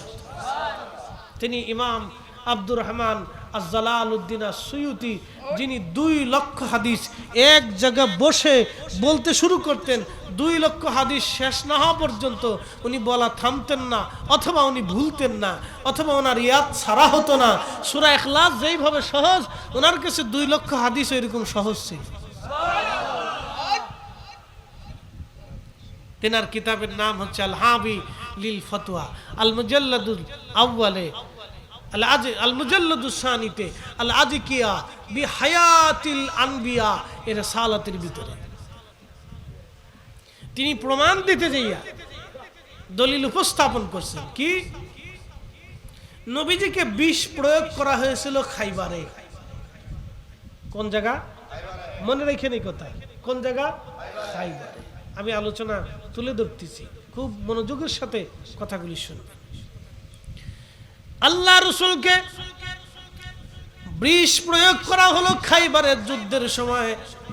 এক ইহুদি মহিলা নবীজিকে বিষ প্রয়োগ করলেন, খাবারের সাথে বিষ মিশাই দিলেন। দেওরাবাসী, শাহবাজপুরবাসী, এলাকার নাম কি, বন্দেরহাটিবাসী, খুব মনোযোগ দিবেন। ইহুদি নবীজিকে বিষ প্রয়োগ করল। ছোট মাইকম্যান, আর একটু সাউন্ডটা হাই করে দাও, টোনটা বাড়াইও না। হ্যাঁ বাবা, সাউন্ডটা হাই করে দাও। তুমি নি অপারেটর, মাশাআল্লাহ। হ্যাঁ মাশাআল্লাহ, সাইজ তো বিরাট। বয়সের সাইজ না হলে বডির সাইজ ঠিক আছে, ঠিক আছে নি? হ্যাঁ ঠিক আছে, মাশাআল্লাহ। আব্বা তুমি কোন গোডাউনের চাল খাও? ফিটনেস ঠিক আছে, তবে এই বয়সে না, আর একটু বড় হলে ঠিক আছে। অল্প বয়সে বেশি ফিটনেস হয়ে গেছে, দরকার আছে। তা খুব মনোযোগ দেন। খাইবারের যুদ্ধে নবীজির বিষ প্রয়োগ করা হলো। এখনকার বাচ্চা কাচ্চারা মোবাইল টোবাইল এগুলি ফাংশনে বিরাট পারদর্শী। আপনি যা না বুঝেন, এই 10 বছরের বাচ্চা তার থেকে 6 গুণ বেশি বুঝে। কথা ঠিক আছে নি? আপনি কিন্তু আগর টিম বাগর টিম কিচ্ছু বুঝবেন না, কিন্তু ওরা সব বুঝে। ফেসবুক, ইউটিউব আর কি কি আছে, এই ইমো সিমো, হোয়াটসঅ্যাপ, আরো ফাংশন আছে, বহুত ফাংশন। আপনি বুঝতেনই না যে কোনটার ভিতর কোনটা হান্দাই দিচ্ছে। তো খাইবরের যুদ্ধে নবীজিকে বিষ প্রয়োগ করলে এক ইহুদি মহিলা, নারীরা ভালো করে শুনেন, আবার এই নারীরাই নবীর জন্য জীবন দিয়ে গেছে। আল্লাহু আকবার। এখানে কাবা শরীফে কে কে গেছেন একটু হাত উঁচা করেন তো। কাবা শরীফ কে কে গেছেন? গেছেন তো? আচ্ছা গেছেন, অসুবিধা নেই। যারা সৌদি চাকরি করছেন তারাও তো গেছেন, কম বেশি গেছেন। তো নূরে জাবাল, জাবালে নূর, নূরের পাহাড়। আচ্ছা পাহাড় কি নূরের না পাথরের? জোরে কর। তো জাবালে নূর হইল কে? জাবালে নূর হইল কে? এই জায়গা কেউ চিল্লা ফল্লা করে না। পাথর তো পাহাড়ের, কিন্তু জাবালে নূর, নূরের পাহাড় বলে। কারণ কি?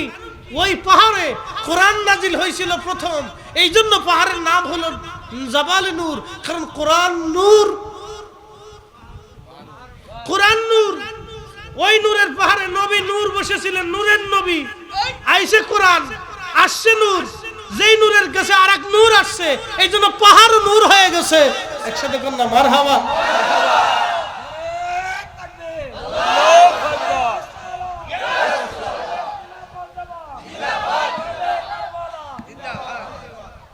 বুঝছেন নি আপনারা? জাবালে নূর, পাহাড়ও কি নূর। বল কারণ কি? নূরের নবী পাহাড়ে বসা ছিল, আর আল্লাহর পক্ষ থেকে কোরআন নূর নবীজির কালবে এসে নাজিল হয়েছে, না অক্ষর নাজিল হয়েছে? কি কথা কর না কেন? কি নাজিল হয়েছে? কোরআন। কোরআন কি? নূর। একসাথে বলেন কোরআন কি? জোরে বলেন কোরআন কি? কোরআন কি? নবী কি? পাহাড় কি? দুই নূরের কারণে পাহাড়ও নূরের হয়ে গেছে। জাবালে জাবালে জাবালে নবী কি? কোরআন কি? আর আমরা নবীর নূর কলি চিল্লে বলা শুরু হয়ে যায়। বুঝে না, বয়স অল্প, বেশি বয়স নেই। নজদিদের বয়স মাত্র 100 বছর, সুন্নিদের বয়স হলো 1450 বছর। সুবহানাল্লাহ। আস্তে করে জোরে কর। তাহলে আব্দুল ওহাব নজদি তৈরি হয়েছে তো সৌদি আরবের রিয়াদে 1900 সালে। কত সালে? তাহলে এখন কত? 2026। তাহলে 126 বছর বয়স। বয়স বেশি না? বয়স কি বেশি না? বয়স বেশি না, কিন্তু আওলা জাওলা বেশি। সুন্নিদের বয়স 1450 বছর। আস্তে কোনকে জোরে বলে।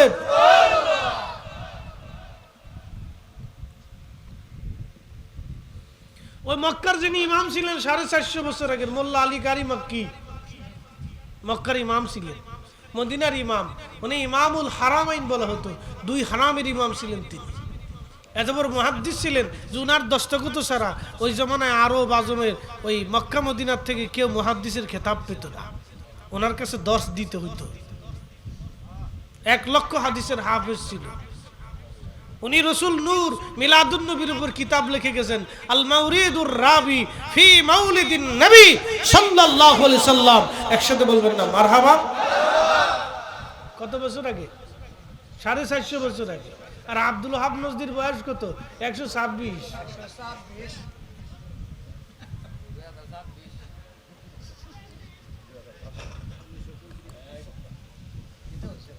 বয়সও দিয়ে দিলাম, বুঝছেন নি? খুব মনোযোগ দিবেন। ইমাম সুয়ুতি আল আজিকিয়া বি হায়াতিল আনবিয়া রাসালার মধ্যে তিনি লেখেন, খাইবারের যুদ্ধের ময়দানে নবীজিকে বিষ প্রয়োগ করলো এক মহিলা। ইহুদি মহিলা নবীজিকে খাবারের সাথে বিষ মিশিয়ে দিলেন। নবীজি ওই খাবারটা গ্রহণ করলেন, কিন্তু বিষক্রিয়া ওই সময়ের জন্য বিষক্রিয়া শরীরে কাজ করে নাই। কেননা তিনি নবী, নবুয়তের একটা শক্তি আছে, বেলায়েতের একটা শক্তি আছে, এলেমের একটা শক্তি আছে, প্রধানমন্ত্রীত্বেরও একটা শক্তি আছে, ঠিক কিনা? মেম্বারের একটা শক্তি আছে, আছে না ভাই? চেয়ারম্যানের একটা শক্তি আছে, ডিসি সাহেবের শক্তি আছে, এমপি, মন্ত্রী, স্বরাষ্ট্রমন্ত্রী, পররাষ্ট্রমন্ত্রী, রাষ্ট্রপতি যিনি প্রধানমন্ত্রী, তাদের এক এক ধরনের শক্তি আছে। শুনে রাখবেন, বুঝে রাখবেন, নবুয়তের একটা শক্তি আছে। এই শক্তি আল্লাহ প্রদত্ত, আল্লাহর পক্ষ থেকে এই শক্তি আসে। এই শক্তির বদৌলতে বিষ ওই সময় কাজে লাগে নাই। আর বেলায়েত আল্লাহর ওলিদের একটা শক্তি আছে বাজান। এই দুইটা শক্তি আল্লাহর কাছ থেকে আসে। জোরে বলা যাবে কি মারহাবা? আমাদের ভিতরে একটা শক্তি আছে, আছে, নইলে মানুষ বসে বসে ওয়াজ শুনতো না। ওয়াজ শুনে মানুষ চোখের পানি ফেলতো না। শক্তি আছে, আমাদের একটা শক্তি আছে। তা না হলে লক্ষ লক্ষ মানুষ ওয়াজ শুনে চোখের পানি তারা কোনোদিন ফেলতো না। পীর সাহেবদের একটা শক্তি আছে। শক্তি যদি না থাকতো মানুষ এসে ওনাদের কাছে অঙ্গীকার বায়াত নিত না। কথা বলেন ঠিক কিনা? আলেমদের এলেমের একটা শক্তি আছে। যদি শক্তি না থাকতো তাহলে আলেমদের সহবতে সে মানুষ আলেম হতো না। বিদ্যারও একটা শক্তি আছে, প্রত্যেক সেকশনে শক্তি আছে, যার যার অধীনস্থ একটা শক্তি আছে, এটা আল্লাহ দেয়। মনে রাখবেন হাজিরিন, নবুয়তের শক্তি দেওয়ার কারণে, শক্তির কারণে ওই সময় বিষ কোনো কাজে লাগে নাই। কিন্তু নবীজির ইন্তেকালের সময় ঘনিয়ে গেল, 3 দিন বিষের ক্রিয়া চলতে লাগলো। নবীজি আম্মাজান আয়েশাকে ডেকে বলেন, আয়েশা রে, খাইবারের যুদ্ধের সময় ইহুদি মহিলা আমাকে দাওয়াত করে বিষ খাওয়াইছিল, সেই বিষ আজকে আমার শরীরে উদ্গরিত হচ্ছে, বিষের যন্ত্রণায় আমার শরীরে বড় ব্যথা লাগতেছে, কষ্ট হচ্ছে। আয়েশা, আয়েশা রে, সময় আমার ঘনিয়ে গেছে, বিদায়ের পালা এসে গেছে, সময় আমার শেষ। আয়েশা, আমার ফাতেমারে আমার কাছে ডাকো, আমি আমার কলিজার টুকরা মেয়ে ফাতেমার সাথে কথা বলতে চাই।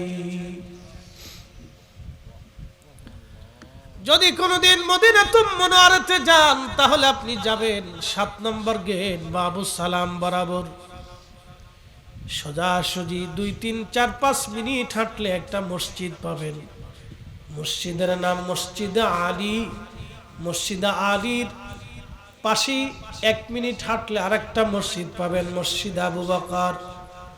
মসজিদ আবু বকর থেকে 1 মিনিট হেঁটে আসলে আরেকটা মসজিদ পাবেন, মসজিদে গামামা। একই জায়গা 3টা মসজিদ, 2টা মসজিদ নবীর জমানায় হলো, একটা মসজিদ নবীর জমানায় হয় নাই।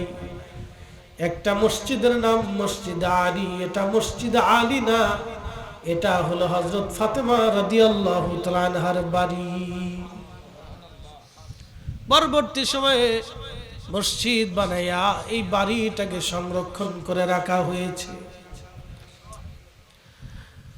আল্লাহর নবী বললেন, আয়েশা রে, আমার ফাতেমারে খবর দাও, আমার ফাতেমা যেন আমার কাছে আসে, আমার সময় ঘনিয়ে গেছে, বিদায়ের পালা এসে গেছে। খবর দেয়া হলো কলিজার টুকরা মেয়ে ফাতেমাকে। বাবার সংবাদ শুনিয়া ফাতেমা কাঁপতে কাঁপতে দৌড়ায় আসলেন। হুজরা শরীফের ভিতরে ঢুকে ফাতেমা বাবার বুকের মধ্যে মাথা ঠেকিয়ে দিয়ে কাঁদতেছিলেন।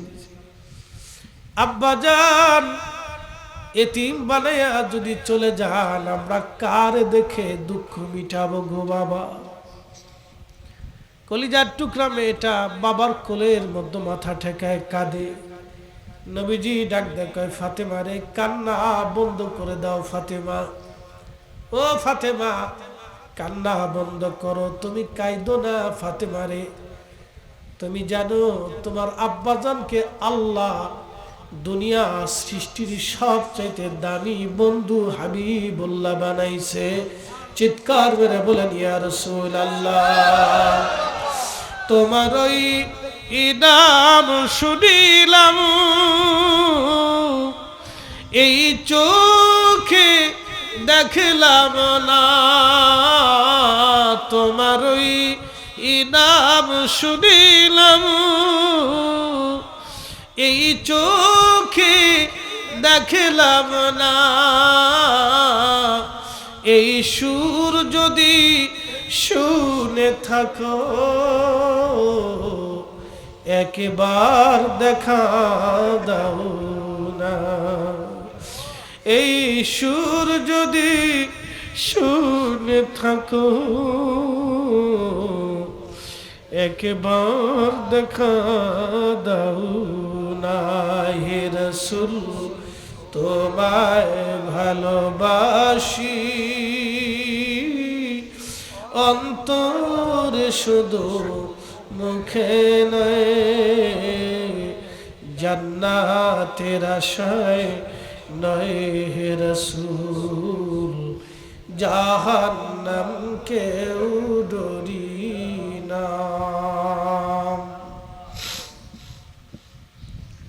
ফাতেমা রে, কান্না বন্ধ করো ফাতেমা, আল্লাহ আমরা রে আহলুল বায়াত বানিয়েছে, আহলে বায়াত বলে আল্লাহ আমরা ঘোষণা দিয়েছে রে ফাতেমা, ফাতেমা রে কান্না বন্ধ করো ফাতেমা, তোমার আব্বাকে আল্লাহ সাইয়্যিদুল কাউনাইন ওয়াস সাকালাইন বানিয়েছে। तमाम সৃষ্টির সাইয়্যিদ তোমার আব্বাকে আল্লাহ বানিয়েছে, যেই মর্তবার কোন নবী রাসূলকে আল্লাহ দেয় নাই, যে মর্তবা আল্লাহ আমাকে দিয়েছে রে ফাতেমা। ফাতেমা কান্না বন্ধ করে দাও, আর কাঁদবা না। তারপরেও ফাতেমা কান্না বন্ধ করে না। ইমাম আবু নুঈম রাহিমাহুল্লাহ কিতাবুল ফিতানের মধ্যে তিনি লিখতেছেন, তখনও ফাতেমা রাদিয়াল্লাহু আনহা কান্না বন্ধ করেন না। নবীজি বললেন, ফাতেমা রে কান্না বন্ধ করো, আল্লাহ আমাদের পরিবারকে শহীদ বলে ঘোষণা দিয়েছেন। আল্লাহ আমার পুরো পরিবারটাকে শহীদ বানিয়েছে। ফাতেমা রে আমার চাচা আমির হামজা উহুদের ময়দানে শহীদ হয়েছিল। আমার চাচার কলিজা বের করে হিন্দা চিবিয়ে চিবিয়ে খেয়েছিল, আর আমার চাচার চোখ নাক কান হাত পা গুলি কেটে কেটে খণ্ড বিখণ্ড করেছিল। ফাতেমা রে আমার চাচা জানকে আমার আল্লাহ সাইয়্যিদুশ শুহাদা বানিয়েছে। পৃথিবীর মধ্যে সৃষ্টির ভিতরে যত মানব জাতি আল্লাহর পথে জীবন দিতে যাইয়া শহীদ হয়ে যাবে, আল্লাহ কিয়ামতের ময়দানে সব শহীদরা আমার চাচা আমির হামজার পিছনে দাঁড়িয়ে যাবে। আমার চাচা জান হলো শহীদদের সর্দার। চিৎকার মেরে জোরে বলেন আল্লাহু আকবার। ফাতেমা শহীদদের সর্দার আল্লাহ আমার পরিবারের মধ্যে দিয়েছে। তারপরে ফাতেমা কান্না বন্ধ করে না। নবীজি বললেন, ফাতেমা রে আমার স্বাস্থ্য ভাই জাফর মুতার যুদ্ধের ময়দানে যাইয়া কালেমার পতাকা জমিনে পড়তে দেয় নাই। আমার জাফর কালেমার পতাকা কামড়ে ধরে ওই ময়দানে শহীদ হয়েছিল। কাফেররা দুইটা হাত আমার জাফরের কেটে ফেলে দিয়েছিল। দুই হাতের বদৌলতে আমার জাফরের দুইটা জান্নাতি পাখা আল্লাহ বানিয়ে দিয়েছে। আমার জাফর জান্নাতের পাখি। আমার জাফর ছাড়া এই মর্যাদা আল্লাহর কাউরে দেয় নাই। আমার জাফর জান্নাতের পাখি। আমার জাফরকে আল্লাহ দুইটা পাখা বানিয়ে দিয়েছে। 8টা জান্নাতের যেখানে খুশি সেখানে উড়ে উড়ে ঘুরে ঘুরে বেড়ায় আমার জাফর। আমার জাফর ছাড়া আমার স্বাস্থ্য ভাইকে ছাড়া এই মর্যাদা আল্লাহর কাউকে দেয় নাই। একবার জোরে বলা যাবে কি ইয়া রাসূলুল্লাহ? বুঝেন, চাচা শহীদ, স্বাস্থ্য ভাই শহীদ, ভালো করে বুঝেন। চাচা শহীদ, স্বাস্থ্য ভাই শহীদ। নিজে খন্দকের খাইবরের যুদ্ধে বিষ প্রয়োগ করা হলো। সেই বিষের ক্রিয়া নবীর ইন্তেকালের সময় লেগে গেল। আয়েশা রে ওই বিষের ক্রিয়া আমাকে কষ্ট দিচ্ছে, ওই বিষ আজকে আমাকে আল্লাহর কাছে পৌঁছাই দিবে। ইমাম সুয়ুতি বললেন, বিষের ক্রিয়ায় নবীজি ইন্তেকাল করেছেন বিদায় নবীজি শহীদ, কারণ এক কাফের ইহুদি নবীকে বিষ প্রয়োগে হত্যা করেছে। এই জন্য আমার নবী শহীদ, আমার নবী শহীদ, আমার নবী শহীদ। জোরে বলা যাবে কি আল্লাহু আকবার? এই জন্য শহীদরা মরে না, বলা হায়া জিন্দা, আমাদের নবীও জিন্দা। কি কথা কয়? জোরে বলেন। যে বিশ্বাস করে না সে বেঈমান। আস্তে কোন কে? কোরআন শরীফ বুঝেননি, কোরআন মানেননি, আল্লাহর কালামে কোনো ভুল টুল আসেনি, তো কোরআন যেটা বলছে ওটাই ঠিক। কি কথা ঠিক আছে কিনা? কোরআনের বিপরীত কোন মোল্লার ফতোয়া মানবো সোজা, হিসাব একবারে সোজা বরাবর, ডাইরেক্ট, বাকি ঝুঁকি নেই। প্রিয় নবী ইন্তেকালের পূর্ব মুহূর্তে ফাতেমা কান্না বন্ধ করে না, ফাতেমা রে কান্না বন্ধ করে দাও। ও ফাতেমা, আল্লাহ তোমারে বিয়ে দিয়েছে আলীর সাথে। আলী গরিব মানুষ, আলীর সাথে আমি তোমাকে বিয়ে দিয়েছিলাম। আলীর তো কিছুই ছিল না রে ফাতেমা। ঘরের ভিতরে বিছানাও ছিল না, কোনো আসবাবপত্র ছিল না আমার আলীর। একেবারে শূন্য ঘরে তোমাকে পাঠিয়েছিলাম। ফাতেমা, তোমার বিয়েটা আমি দেই নাই। সৃষ্টির ভিতরে একজন এক মালিক আমার আল্লাহ। তোমার বিবাহের ব্যাপারে আল্লাহ ঘটকালি নিজে করছে। জোরে বলেন, চিৎকার মেরে বলেন আল্লাহু আকবার। মনে রাখেন, একজন ওনার বিয়েতে আল্লাহ নিজে ঘটকালি করেছে। বলে ঘটকালি কেমন? আল্লাহ নবী ডাক দিয়ে বলেন, ফাতেমা তোমার বিবাহের ব্যাপারে আল্লাহ নিজে পায়গাম দিয়েছে। জোরে জোরে জোরে। আমার ইচ্ছায় বিয়ে হয় নাই, এই বিয়েটা শুধুমাত্র আমার আল্লাহর ইচ্ছায় হয়েছে। এই বিবাহের বন্দোবস্ত ফাতেমারে আমি করিনি, আল্লাহ নিজে করেছে। ফাতেমা কান্না বন্ধ করো, তোমাদেরকে আল্লাহ এমন সম্মানিত করেছে, তোমাদের বিবাহটাও আল্লাহর ইচ্ছায় আল্লাহর পছন্দে হয়েছে। ফাতেমা রে, তোমার আলী স্বামী, তোমার স্বামী আলীকে আল্লাহ যুবকদের ভিতরে সর্বপ্রথম মুসলমান হিসেবে কবুল করেছে। আর কাবা শরীফে তোমার আলীর জন্ম কাবার ভিতরে হয়েছে। আরে ফাতেমা কান্না বন্ধ করে দাও। ফাতেমা শোনো, আল্লাহ তোমার স্বামী আলীকে দুনিয়ার ভিতর থেকে জান্নাতের সুসংবাদ দিয়েছে। ফাতেমা তখনও কান্না বন্ধ করে না। রে ফাতেমা কান্না বন্ধ করো, আল্লাহ তোমার এমন একটা মর্যাদা দিয়েছে রে ফাতেমা, সাইয়্যিদাতুন নিসাই আহলিল জান্নাহ। মা হাওয়া থেকে কিয়ামত পর্যন্ত যত নারী জাতি জান্নাতে যাবে রে ফাতেমা, সব নারীদের সর্দারিনী সাইয়্যিদিনী আমার আল্লাহ তোমারে বানাইছে। চিৎকার মেরে বলেন ইয়া রাসূলুল্লাহ। আহা, চিৎকার মেরে বলেন আল্লাহু আকবার।